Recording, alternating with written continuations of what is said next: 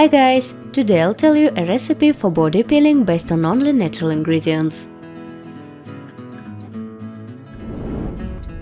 To prepare home scrub you'll need 2 tablespoons of lemon peel, 1 tablespoon of liquid honey and a tablespoon of olive oil.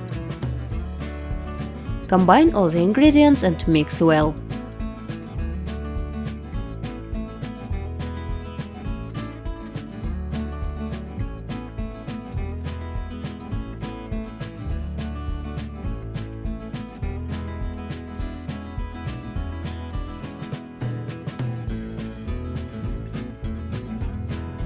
Apply the scrub on moist skin with massage movements, rubbing the mess for 3–4 minutes, then wash with warm water.